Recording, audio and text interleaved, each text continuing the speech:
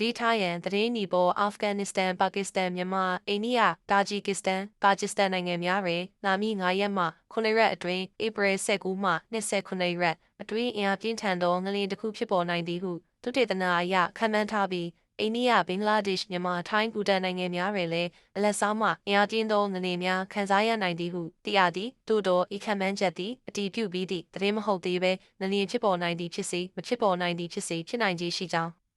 သုတေသနရှင်များကလေ့လာမှုများနှင့်ညီတို့အတွင်းရွေးတရားမှုအနေအထားများကိုအခြေခံ၍ထုတ်ပြန်ထားခြင်းဖြစ်သည်ဤသတင်းသည်ငလျင်ဖြစ်ပွားမည်ဟုအတိအကျဟောကိန်းထုတ်ထားခြင်းမဟုတ်ဘဲသုတေသနအခြေခံငလျင်ခံမှန်းချက်တစ်ခုသာဖြစ်ကြောင်းသိရှိရသည့်ထို့ကြောင့်အဆိုပါနိုင်ငံများတွင်နေထိုင်သူများအနေဖြင့်သတိထားရန်နှင့်ငလျင်ဖြစ်ပေါ်နိုင်သည့်အခြေအနေများအတွက်ကြိုတင်ပြင်ဆင်ထားရန်လိုအပ်ကြောင်းသုတေသနအဖွဲ့မှအကြံပြုထားသည့်အင်အားပြင်းထန်သောငလျင်များသည်အဆောက်အုံများပြိုကျခြင်းလမ်းပန်းဆက်သွယ်ရေးပြတ်တောက်ချ